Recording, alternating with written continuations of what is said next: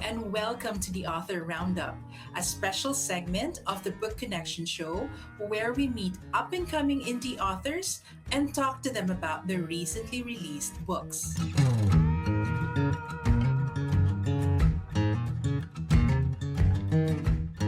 Welcome to the Author Roundup. I'm your host, Jenny. Today we're taking a closer look at Beyond Compliance, how coaching elevates safety leadership. This book offers a fresh perspective on safety, showing how leaders can move beyond enforcement and instead foster a culture where safety becomes a shared value. Through real world insights and practical strategies, it highlights how coaching can drive stronger engagement and better outcomes. Joining us today is the author of Beyond Compliance, Charles Edgar. He brings over 25 years of experience in the global energy industry, leading safety initiatives in high risk environments. He's a certified safety professional, holds multiple internationally recognized safety credentials, and is also an ICF credentialed coach. In addition, he hosts the Safety Edge podcast, where he shares insights on safety leadership and performance. Let's all welcome the author of Beyond Compliance: How Coaching Elevates Safety Leadership, Charles Edgar. Hello, Charles. Hello, Jenny. Thank you for having me. So great to have you back on the show. I had the pleasure of speaking with you previously about your book, Becoming a Safety Professional. Thank you for joining us again, this time to share more about your other book, Beyond Compliance. So, Charles, for our viewers and listeners who are new to your work, tell us about Beyond Compliance. What is the book about, and then why did you feel it needed to be written now? Once again, thank you for having me. And glad we have the time to talk about this again after the first interview. Beyond compliance, like the name infers, basically it's something that has come to me over and over the years. I've been in the industry.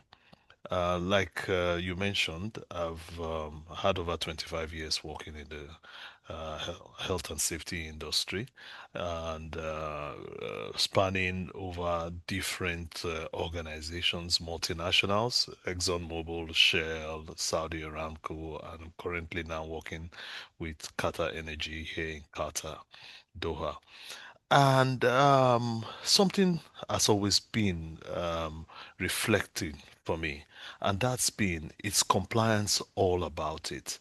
Has it really been, I mean, health and safety, is it all about just complying to the rules, to the regulations? How can we do better than just this? So that's the basis for my thesis that is reflected in this book. So I have actually been trying to explore how can we do better. I've seen different approaches towards improvement, total quality management and other forms of continuous improvement. And I felt that there's something else that we need to add to this. So, which is why I explored the intersection between coaching and safety, because it involves having healthy conversations with people, trying to understand where people come from and why people make mistakes or why people do take decisions that they do in the field, where the real work happens, and how we can pause to try to understand why this happens. Because it comes from the premise where we know that not nobody comes out of his house going to work intending to do a bad job. Okay, but people are exposed to scenarios where they have to make a decision on what to do. So, and in those scenarios, they are faced with different kinds of pressure. So, those pressures, time pressure, cost pressure, project pressure, pressure from maybe third parties, and so on. So, the quality of the decisions they make is reflective in the safety of the safety of the work. That's the overall safety of the outcome. So, which is what brought me to study or to explore beyond compliance, how we can have this conversation so that people who actually do work in the real face, how can we Mhm. approach them? How can we get to understand what they feel and the reasons behind the decisions they take? So that is where beyond compliance come in. How coaching, and what is coaching basically?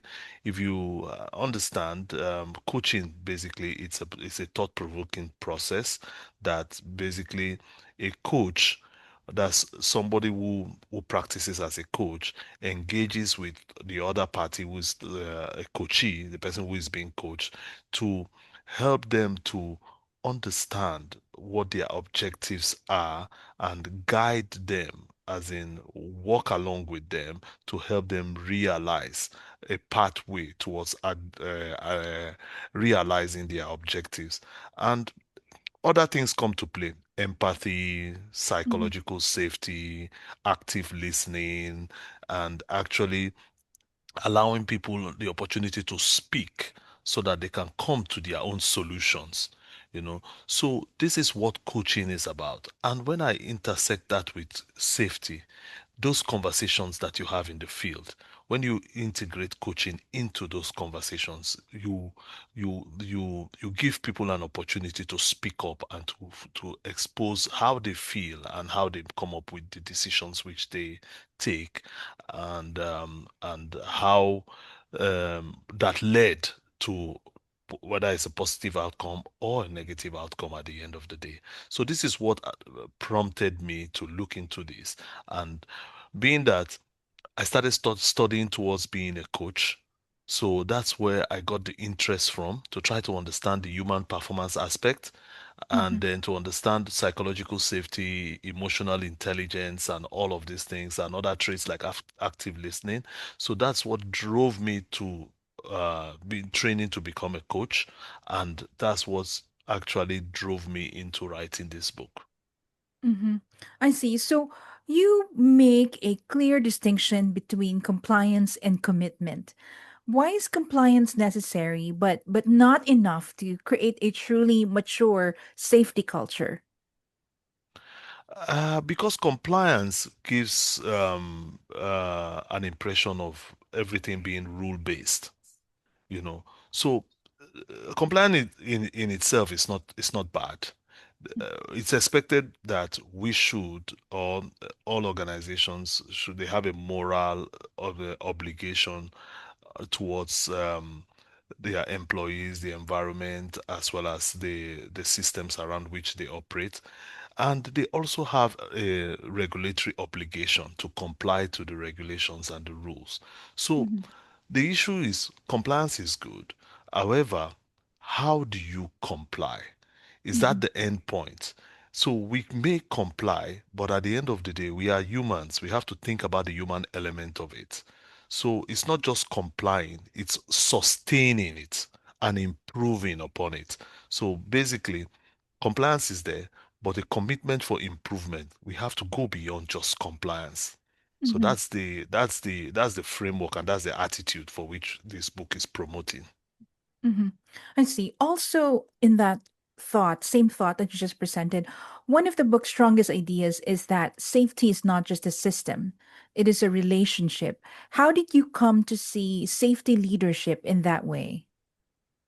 Okay, when I say safety, it's a relationship, because at the end of the day, you know, there's this notion of safe people in safety officers being seen as policemen, and that's something that I actually brought about in the book. I spoke a little bit more about that. There's this misconception that safety is about the clipboard police attitude. You go about checking on what people are doing Mhm. wrong, and you catch them, you give them citations, you give them penalties and things like that. So over time, people come to understand that, okay, they comply because you are around, but Mhm. that's not sustainable over a long period of time. So what what this book is promoting, and what I'm trying to speak about in this book basically, is to build a relationship with the people in the field so that you understand how work is actually done. So that because sometimes there's something called work as imagined. That is, we sit down and write procedures how we want the work to be done. But as you know, we live in a VUCA world, which is it's volatile, you know, and complex, ambiguous, you know. So things are uncertain, things change, conditions change, okay, and it can change very rapidly. So you've Mhm. written procedures and you've asked people to comply to these procedures, but you find out that in the field, conditions may change.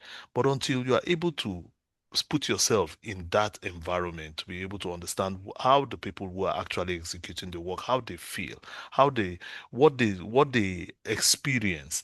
And the only way you can be able to do that is if you insert yourself in that space so that the people feel um, comfortable enough, they feel safe enough to be able to speak to you about it. Then you come Mhm. to understand exactly what it is. So, but for you to be able to do that, you need to build relationships with them. They need to see you not as an adversary, but as an enabler to be able to improve on the job, to understand where they come from, understand their challenges, and most importantly, act on it. Because as safety professionals, we are largely influencers. You know, we are facilitators. Mhm. We are most of the time not the ones actually executing the job, but we support those executing the job. So as facilitators, you have to put yourself in the shoes of these people and get them to work with you as a team, not as somebody who is watching over them while they are working. So that's the relationship part of it. So when people feel safe to be able to open up to you, then you'll be able to understand what the work as done in the field is all about. Mhm. I see. So earlier you said that you in your books you mentioned that safety officers would try to stay away from becoming just a clipboard police, right? So Mm. many leaders are trained, however, to direct, correct, and enforce. What is lost when safety leadership becomes too focused on policing behavior? Okay, you said something very important. One thing that is lost is the human mind, the ability for the human mind to be able to think through and come up with solutions on their own. That's where the coaching issue comes in.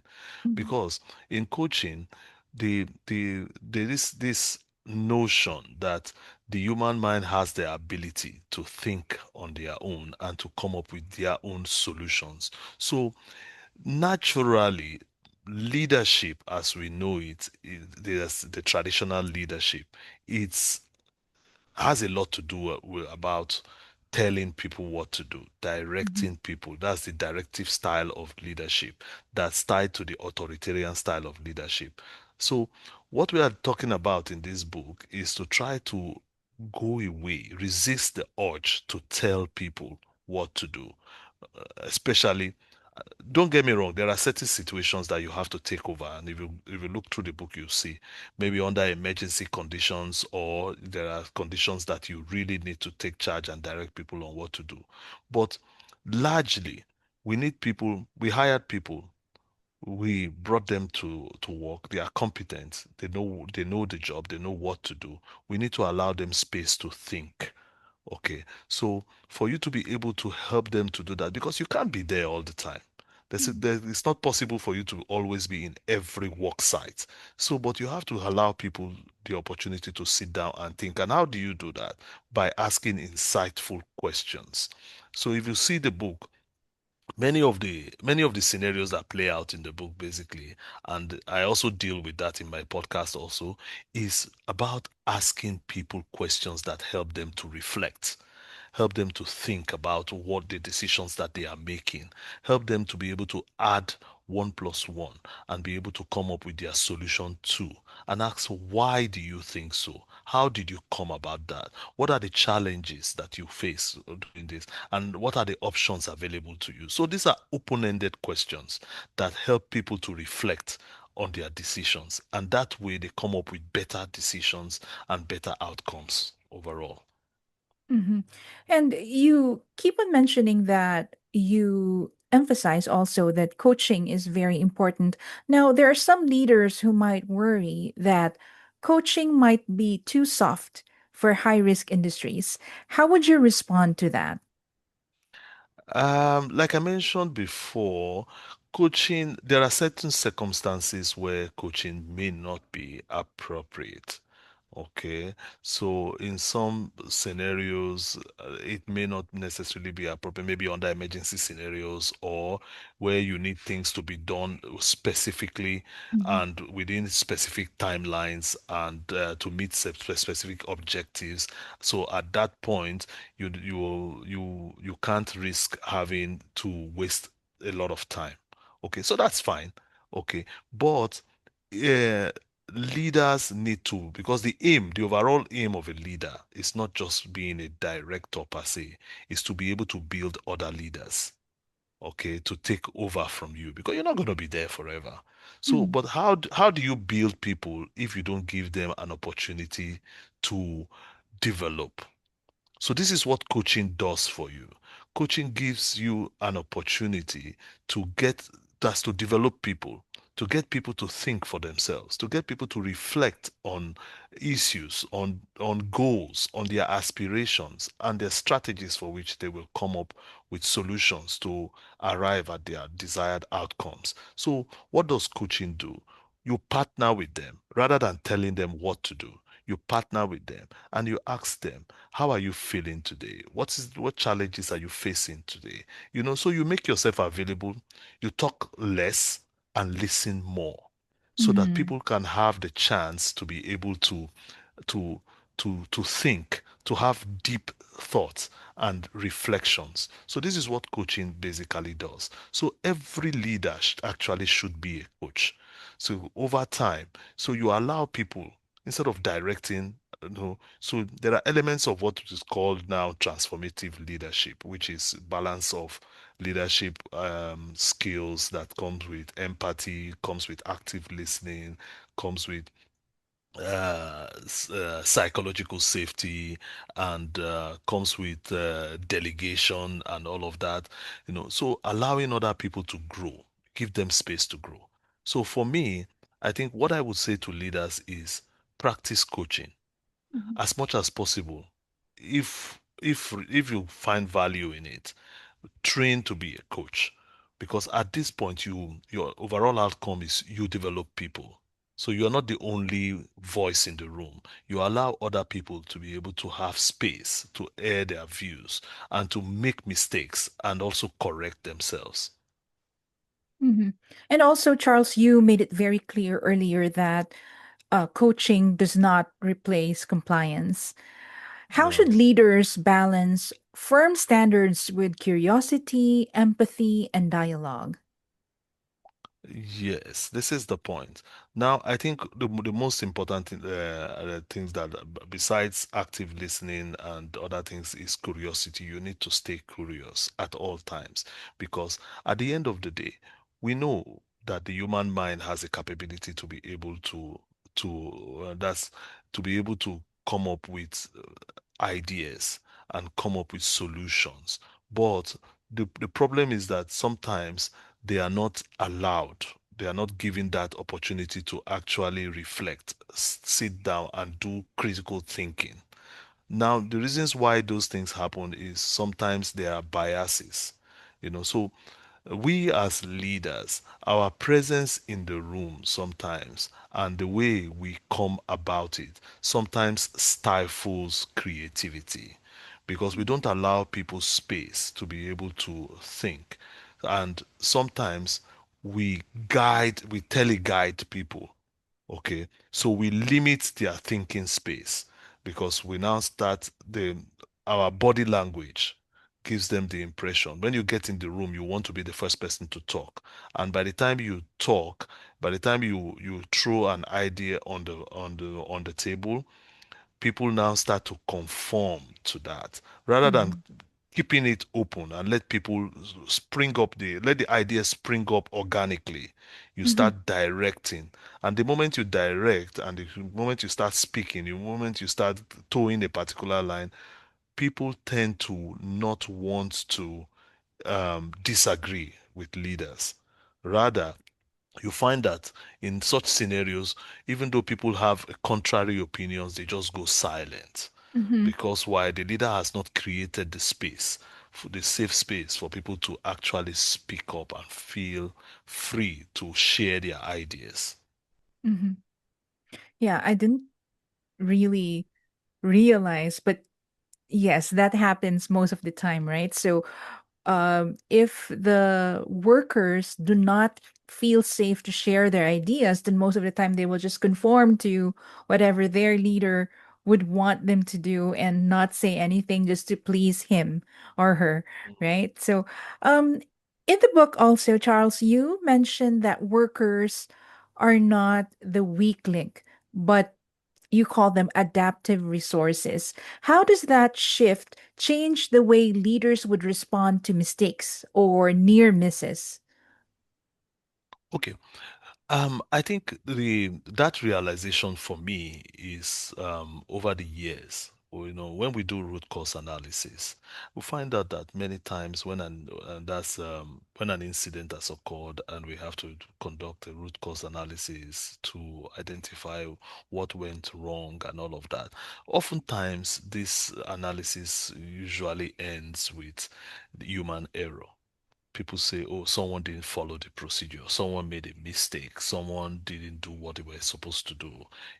So, but we we stop short of interrogating the systems because, like I said, nobody comes out of his house to come and do a bad job at work. People come with the intention of doing good, but the Mhm. circumstances around them create this atmosphere where they are influenced and they are not able to perform.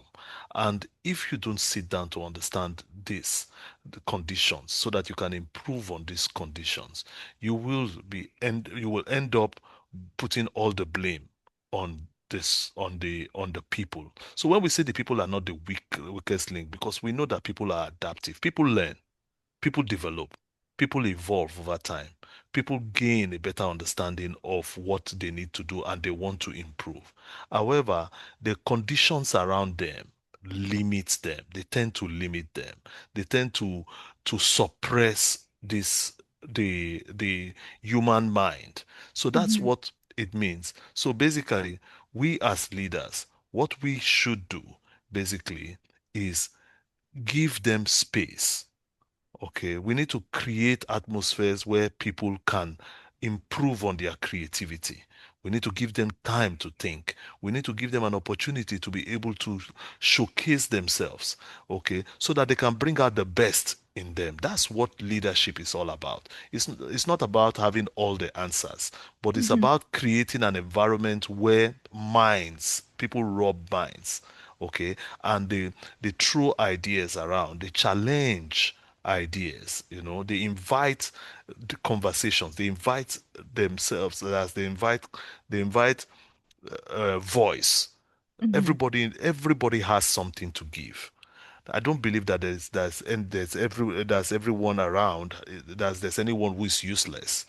Mhm. The fact that you have a table, you have a seat at the table, you have something to give. So until we are able to allow people to speak up freely and explore themselves and their creative minds, we will not be able to get to the best outcomes. Mhm. I want to touch on what you just said about allowing people to feel free to voice out their opinions and all that, because psychological safety is a major theme throughout the book. What does psychological safety look like in a, let's say, refinery, construction site, plant, or other high risk environment? Psychological safety is a term that was coined by Amy Edmondson. Um, and I reference that a lot in this book because it's a term that it's a concept basically that I think is very relevant in our today's in the workplace. Now, what is this about? This is about creating an atmosphere where people feel comfortable to speak up. They feel safe enough to speak up and to air their views, to share their ideas, to lend their voice to the topic without fear of any reprisal. So, but this has to be uh, fostered or cultivated by the leadership. You have to create this atmosphere where people can make mistakes. They know that they can explore, they can make mistakes and they will not be punished for it. They can speak, they can disagree respectfully, um, and will not face any negative consequences. So in that environment, people tend to release themselves and they are not constrained, so they can explore all level of creativity. They can challenge the scenarios that are before them. So at that point we can build capacity for innovation. So that's what for me is very key, and that's what psychological safety does. So it works on its own, and as well as other things like emotional intelligence. So as a leader, one of the things that one of the leadership skills or traits that you need to cultivate is psychological. That's the ability to create this space for people to be able to collaborate and people to be able feel free to speak up. And then also you need to develop emotional intelligence to be able to read people actually, to know when the people hesitate to speak up, to know when you can read some body language, people avoiding eye contact, people looking down, Mhm. people staying silent when they should speak up, and things like that. So these are the kind of things that a leader should build as part of his leadership capacity, so that you can bring out the best in people. So that's basically what psychological safety is, and I referenced it a lot in the book. Mhm. Yes. So, what are some signs, though, that an organization has a compliance culture, but not yet an ownership culture? Okay, so one of the things that you would see ordinarily is a blame culture. Mm. People are afraid to speak up because they feel that their speaking up would put them in trouble. You know, people go out of their way to comply. You know, people could actually break the rules to actually comply. They can do things that are not right, sometimes even unethical, to be able to just make sure that they comply with the requirements uh that have been set out. And Mhm. some of the things that you also see is a hesitation to Mhm. speak up. You see that people come to a meeting, and when the leadership is speaking, people just turn to become oh yes people. They just say okay, okay, okay. They just agree. They are just too overly agreeable. People are not challenging uh, ideas. People are not speaking up. People just accept whatever it is. So then there's a lack of ownership, and that's one very big challenge, because at the end of the day, like I said, in my experience, I've seen this a lot. People end up just doing things that they know is not logical. They know Mhm. that it may not give the desired outcome, but this is what I was told to do. So at the end of the day, when things go wrong, they say, well, this is what I was instructed, and I did what I was instructed. So what do you think? What I think doesn't matter. What Mhm. I was told to do is what I did. But you know the right thing to do. So why didn't you do it? Well, nobody asked me. So these are the kind of things that we see in the field. So that's why leadership is important. And transformational leadership that gives an opportunity for people to be free, to be able to speak up, free to be able to share ideas and challenge ideas also, so that they come out with the best outcomes. Okay, So so Charles, you said that in order to bring the organization to that status, you included practical examples in your book, such as safety huddles, pre job briefs, field observations, and also incident reviews. So, which do you think has the greatest potential for cultural change? okay, all of these things that you've mentioned are actually things that are done in the field. Routinely, they are done in the field. So we encourage that they should be done, but the mode of which they are done is what, for us, should change. So it's not just doing them, but using those as an opportunity, using those moments, okay, those conversations as an opportunity to invite voice.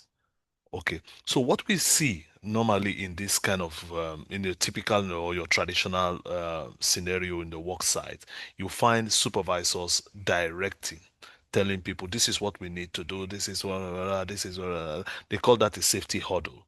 And when they finish talking, they say, any questions? And everybody says, no questions. And they say, okay, that's it. And everybody goes. So people are afraid to speak up in this scenario. So what we those scenarios in the book that we in that I introduced in the book, some of them are scenarios that I've actually seen, and they are scenarios that I actively use. So instead of standing in the front of the people in safety meetings, in huddles, and field site visits and so on, and directly speaking to people, rather, you open the conversations with inviting people to tell you what they are experiencing.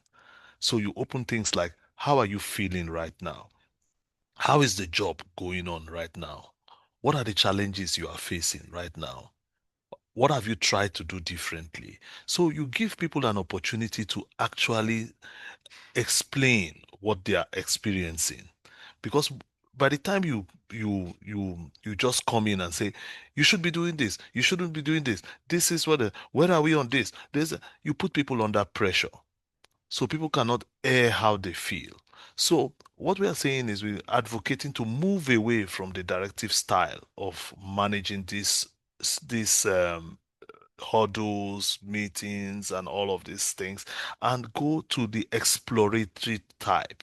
So, by asking insightful questions, open questions, to get people involved, get people to speak up, get people to open up, get people to be part of the problem solving rather than being just a tool to execute. Let them contribute ideas. Let them tell you about the challenges they are facing. Let them tell you about the solutions that they think could work. And then we challenge the solution. So this is very important, because at the end of the day, they have ownership. They're not going to say that you told them to do this. This is what they came up with. And once they are part of the decision making process, they own it and they are committed to ensuring that it succeeds. So this is the approach. I see. So, and it all starts with like a dialogue between the leader and the workers, right? Now, how about those cases when we start or leaders would now go back into putting blame on some of their workers? How can leaders hold people accountable without slipping back into blame, fear, or command and control leadership?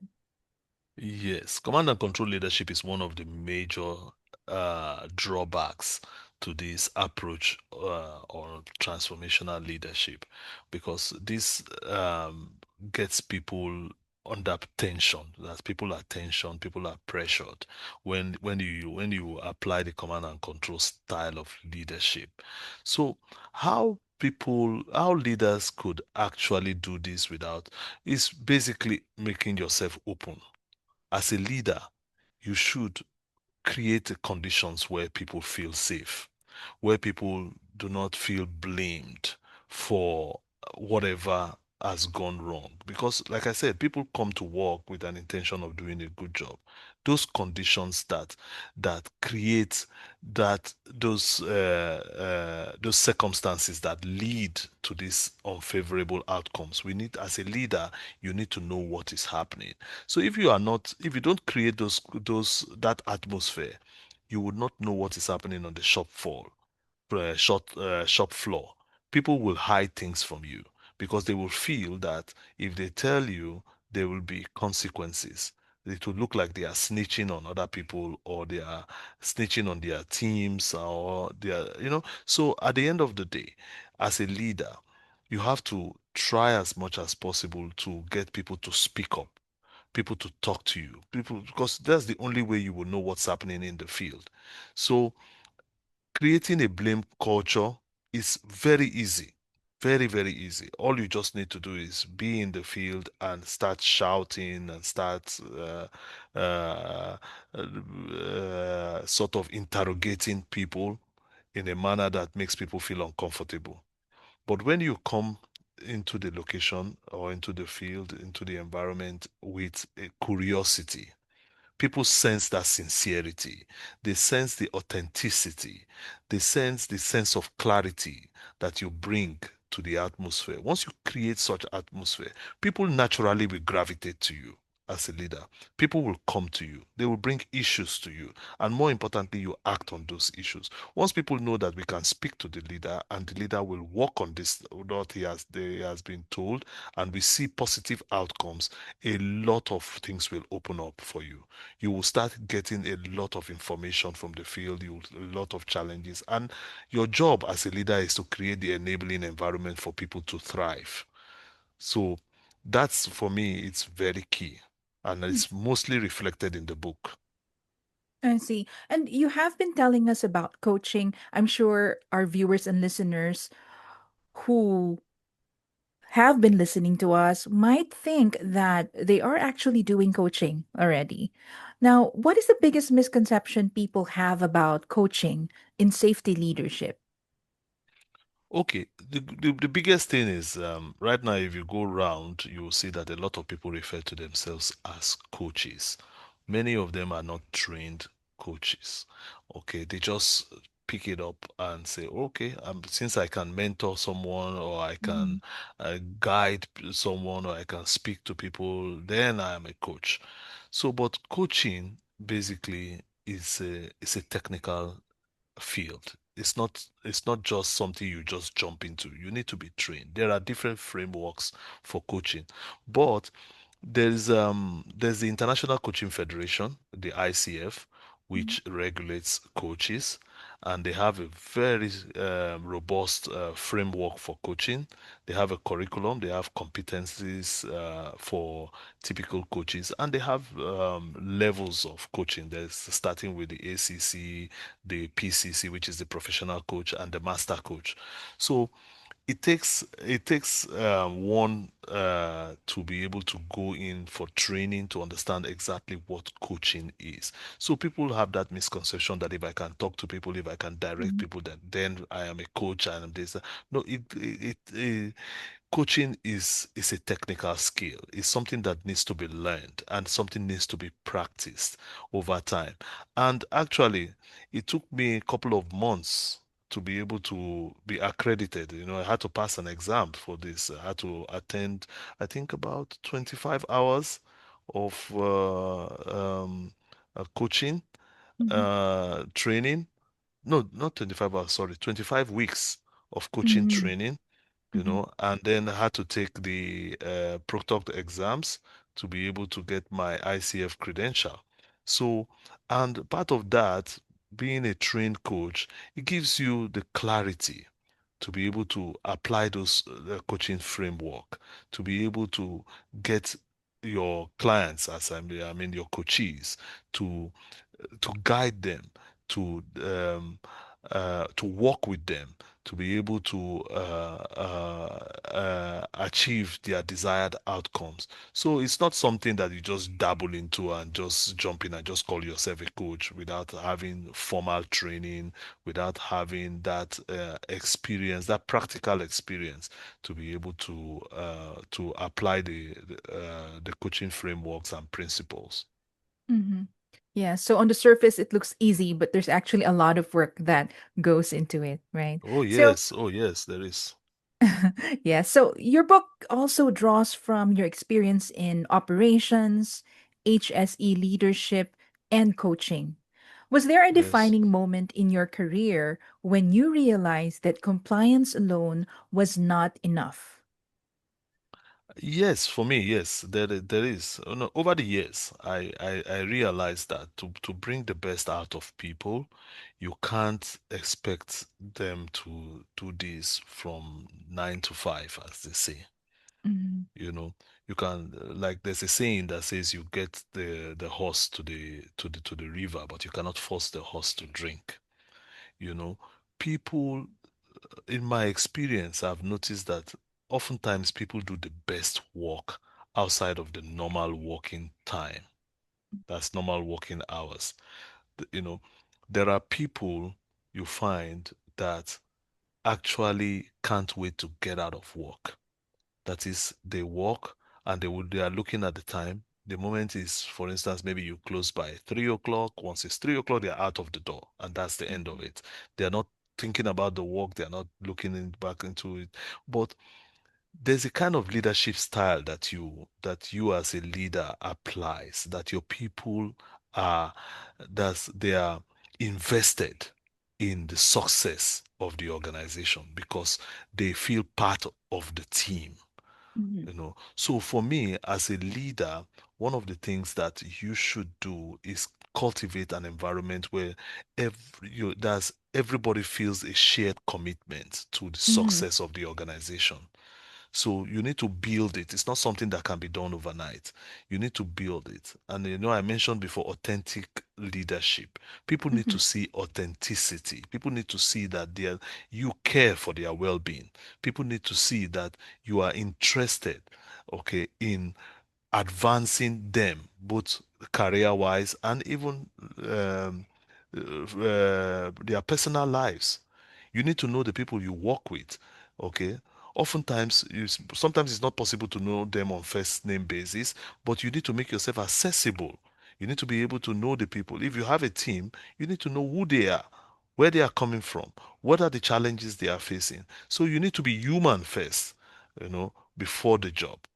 So these are the things that you need to create that environment as a leader. So it's important so that people get invested in it. People want to be part of the team. People want to see the team succeed. Not They're not just working because they're getting salaries or they are Mhm. getting paid, but they are working because that's they feel that they are part of a bigger thing that Mhm. is there. So they see it as a greater good, So they understand that the little role they play adds up to the bigger picture. But that Mhm. depends on leadership. So the way that you lead will get people to get invested in it or Mhm. not. Mhm. Yeah, so it's like you're giving them value and empowerment. Correct. Yeah. Correct. Now, having said that, Charles, when you look back over your career, what safety leadership lesson do you wish you had learned earlier? Okay, for me, I think one of the things I wish that I had understood is people management. Mhm. you know, because it's all about the people at the end of the day. They are the greatest asset that you have in your organization. Mhm. So over time, I think many leaders have come to the realization of that their people are the greatest asset and they have to work with these people. They have to try to create enabling environment that helps these people thrive and keep them satisfied so that they can give their best. So it's something that for me, when I first came into safety, I described it in the beginning. It was Mhm. for me all about compliance because that was the mindset then. You understand? So people were always, we in the safety field always felt like um, there was this conflict between us and those in operations, if you know what I Mhm. mean, and those who were maybe on projects. And so there was always the safety, it was a you against them kind of approach.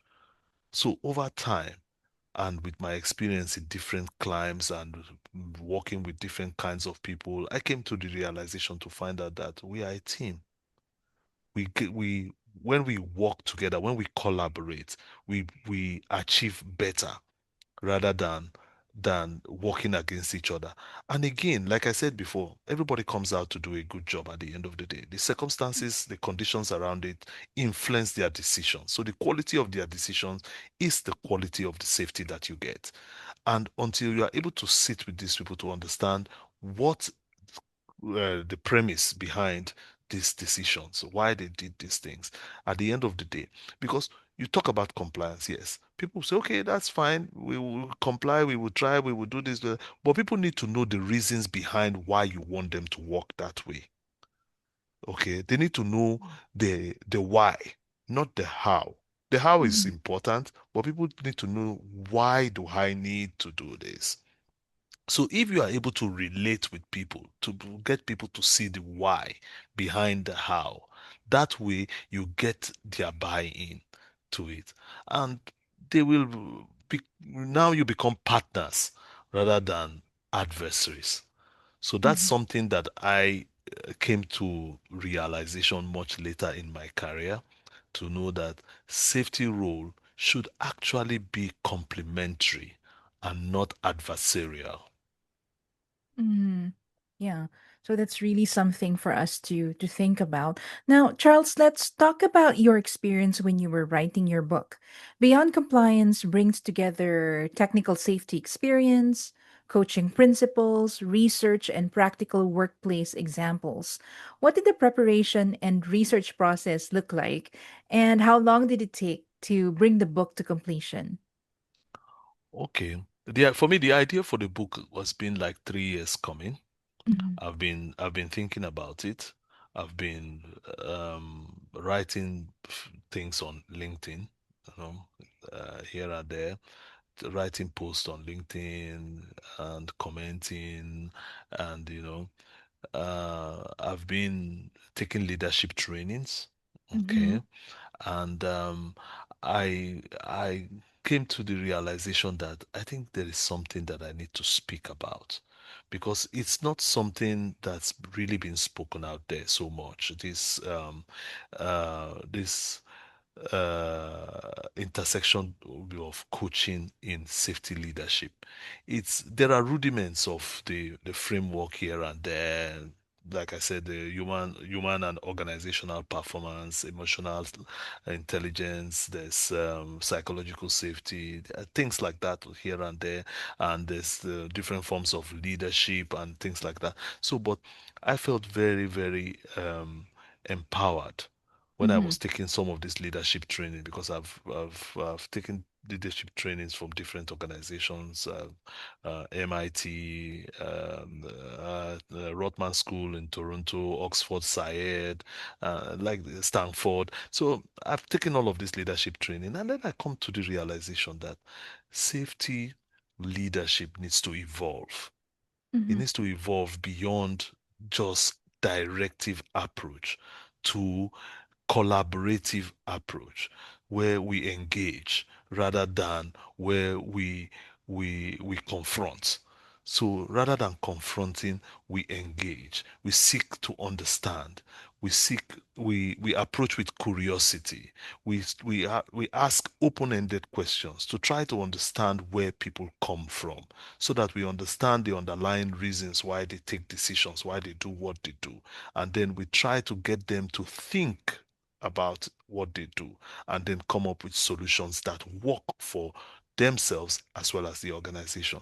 So for me, throughout my experience, throughout this, I've been putting together all of this information together and been researching here and there, studying, taking training, and all of that. So this all culminated into writing the book, writing the manuscript for the book, and trying to organize them. So that's uh, last 3 years actually. Mm, I see. So, through everything you've said, what was the most difficult part of turning such a technical and experience based subject into a book that leaders could actually use? I think for me the most difficult part was actually sitting down to write the book, Mm, to put it in a structure that could actually appeal to people. Okay, because I tried to ask myself, if I was going to pick this book, what will I be reading? What's going to be the catch for me? So I mhm, tried as much as possible to um, depict scenarios that people could easily relate to, especially people who are in the oil and gas or manufacturing or construction sector. They would mhm, be able to relate to these things, because these are day-to-day things that we actually mm, see. We experience this, but what I am advocating is a shift in mindset. mhm, Okay, rather than making conversations a monologue. You make them dialogues, and sometimes three-way dialogues, four-way dialogues. That's you invite voice, create atmospheres where people speak up, where people feel free to engage, where people are not afraid to make mistakes. They're not afraid to share ideas. And how do you do that? You do that with empathy. You do that with creating space. You do that with making people comfortable to speak up. You do that with insightful questions. You do that with open-ended questions, engagement. You speak to people and you approach with curiosity rather than approaching with suspicion. So Mm-hmm. those are the areas that I try to focus, I give certain scenarios which this is what normally happens.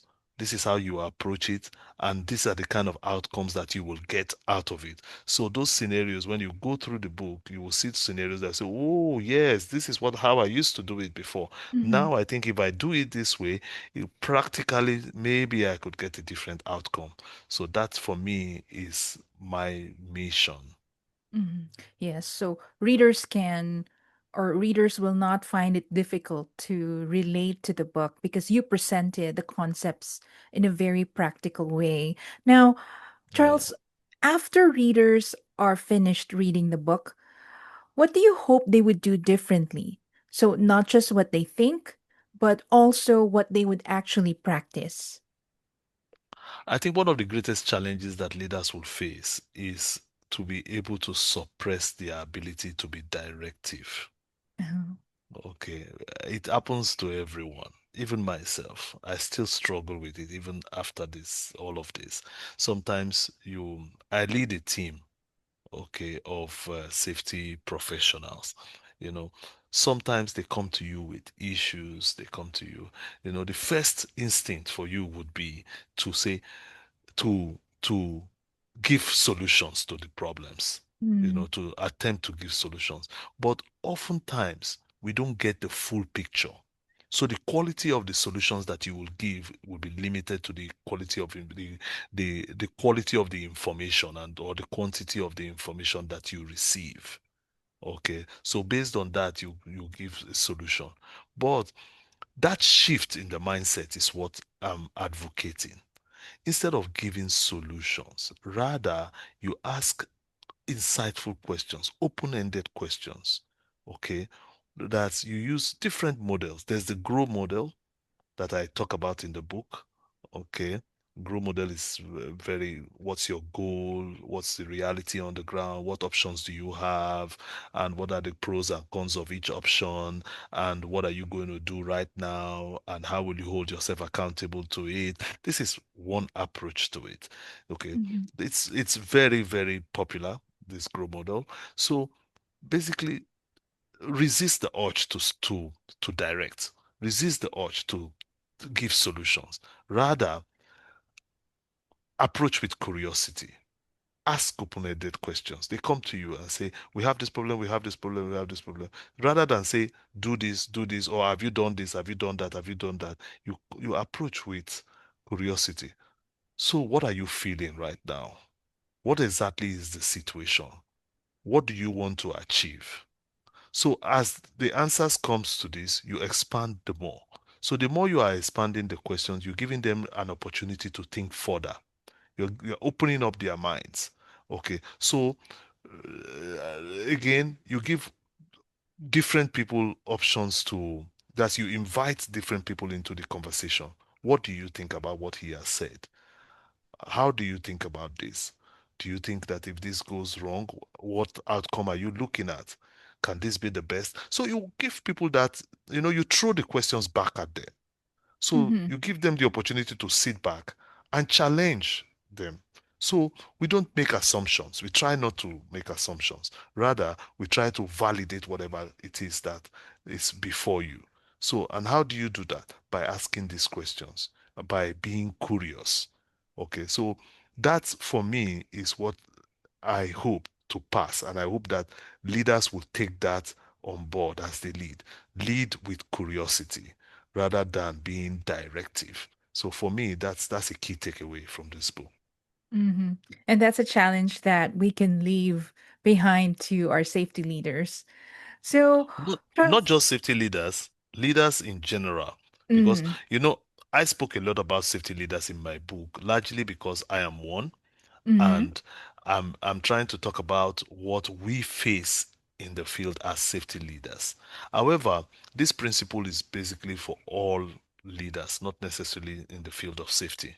Mm-hmm. So, leaders in general try to resist the urge to tell. Try to Yeah. resist the urge to always be the one to direct and be the one to speak first in the room. Try to Mm-hmm. allow people the freedom to explore. You will be amazed what you will the treasure that you will get from it when you create that atmosphere where people can collaborate freely, where people can speak their mind, where people can challenge assumptions, where people can speak up when they see things are not going right. They can speak up. This is what the leader should do. You create that enabling environment. So not just for safety leaders, all leaders. Applies not just to this kind of industry, but all types of organizations. Now, Charles, what's Yes. next for you and beyond compliance? Okay, for me right now, you mentioned before that I'm doing my podcast. Basically, my podcast is focusing on decisions that leaders take on the site in when faced with real scenarios, real dilemmas that we face on site and how they approach these decisions. Now, I focus it a little bit more on safety because I'm in safety, and these are things that I actually see in the field.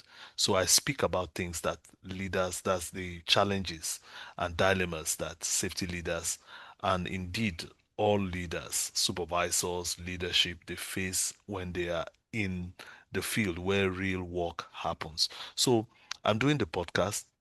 I'm putting together a framework. I'm researching a framework. I'm actually pursuing my doctorate now in global business leadership from the IPAC Business School in France. So I'm trying to explore leadership further to try to understand how we can practically apply these principles. Mhm. So I'm looking at a framework. I'm working on a framework that I call the Safety Edge Leadership Framework. The broader understanding of this is basically thinking that's leadership judgment under pressure. Like I mentioned before, there are different pressures, different dynamics that come to play in a workplace. And these dynamics and these pressures, they influence the decisions that leaders take on site. And those decisions affect or impact the outcome of the operations or whatever, or the safety of the site, basically. So I'm working on that framework. I'm researching into it and seeing how I can practicalize this. So the framework basically has five elements. First one is thinking under pressure.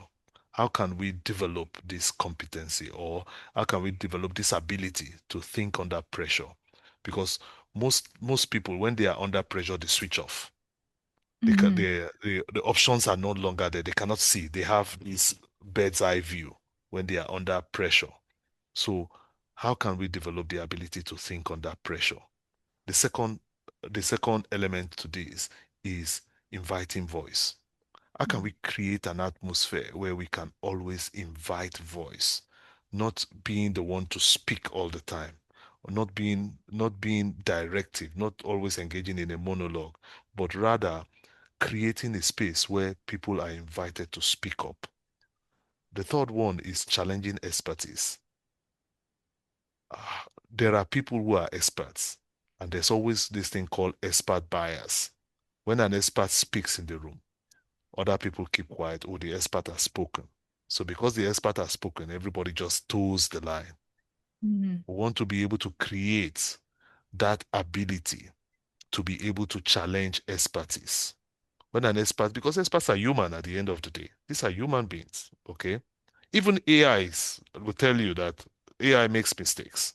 Mhm. Okay, so we want to be able to create that ability to challenge expertise. Okay. Then the fourth one is seeing systems. That's having a systems mindset, system thinking mindset. You see, decisions that we make, what are the impact of this decision on the broader system, the overall system? So we are not working in silos. We are not taking decisions in silos that down the line may impact another section or another part of the organization. So we are working and looking at dependencies, trying to understand what are the dependencies, what are the interrelationships between organizations or different sections or systems within an organization or a system, as it were, subsystems within a system, basically. So we need to have a broader picture to be able to see the whole picture. So, okay, Mhm. that's the one I refer to as seeing systems. Then finally is ownership and accountability.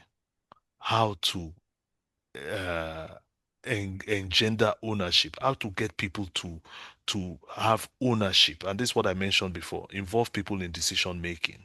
Mhm. Okay, so that they own the process, they are part of the process, so that they can own it and the outcome of the process. So this ownership is very, very important. So how to build a culture of ownership. So these are the five elements within the framework that I'm working on, and I'm Mhm. hoping to see how to operationalize it, how to practicalize it, and how to have like skills, skill levels from foundational to mastery level, so that people can walk through this to be able to build their competencies, to be able to lead under pressure. So that's what I'm working on. So besides that, my future, um, I'm planning to leave Qatar soon. I'm relocating to Canada. So one of the things that I'm trying to do is I've been in the Middle East for the last 15 years. So I'm thinking to relocate to another clime that's in North America, where I want to be able to explore further and work on my projects, and also do something different from what I'm doing now. Mhm. Exciting times ahead for you. So, Yeah. I want to I'm just curious about the framework that you were talking about earlier. Will you be um putting that in a book as well? Like to present it to everyone who would want to know more about the framework that you're working on or the model that you're working on? Yes, definitely, definitely. Now Mm. that's why I told you that I'm doing a DBA. I'm doing a doctorate in business administration, which is going to be focused on global business leadership. So Mm. I want to theorize and ultimately practicalize this. I want to study that intersection, and I want to be able to practicalize it. Okay. So it's going to form the broad focus of my thesis. Mm. Okay. So ultimately, I'm going to write papers on it. I'm going to write a thesis on it. And I'm going to also write a book that will break it down so that leaders can pick up this book and read it and get insights into how they can lead under pressure. Because this is what we face every day. Even today, as we speak, leaders are Mhm. taking decisions under pressure. Like, and there are different influences that come, whether it's in business, it's in politics, it's in football, or whatever endeavor in life. There are pressures that come, and the quality of decisions that you make will depend on how you are able to handle these pressures and these influences. So these influences, if you are not able to, if you don't build capacity enough to be able to walk through these influences, you will make decisions that will not be um, grounded, because they will be influenced by these conditions, these pressures. And so that's basically what I'm looking to in the near future. We're all looking forward to that, Charles. Now, for our Mm. viewers and listeners who would want to learn more about your work, connect with you, or just get a copy of your book, where should they go? Okay, my book is on Amazon. You can find it on Amazon. Either you use my name, my author name, Charles Edgar, or you go to the book topic, which is Beyond Compliance: How Coaching Elevates Safety Leadership. You'll find it on Amazon, and it's soft copy, hard copy, as well as the e-copy. It's available on Amazon, and you can also buy it in the website of my publishers, Patrish, in Singapore. Mhm, And you can also find the link in my website, in mhm, the Safety Edge podcast website, which is the Safety Edge platform. So it's available. You can if you access the website, you'll see a link for which you can purchase the book also. And also, I write a blog also. I write a blog on LinkedIn as well as on my website also, which mhm. actually deals with these issues, this framework, as well as the safety leadership topics that I talk about in my podcast, the Safety Edge podcast, and it's on Amazon, it's on YouTube, it's on Apple and Spotify. Yeah, so let's check that out. And that wraps up our conversation for today. Charles, it's been a pleasure having you on the show again. Thank you for sharing your valuable insights with us on how coaching can transform not just safety, leadership, and culture, but leadership and culture in general. So, if you'd like to learn more, you can find Beyond Compliance: How Coaching Elevates Safety Leadership by Charles Edgar in softcover, hardcover, and ebook formats. It's available on Amazon.com, BarnesandNoble.com, Partridge Singapore's online bookstore, and other major resellers. Thank you for tuning in to the Author Roundup. I'm Jenny, and I'll see you on the next episode.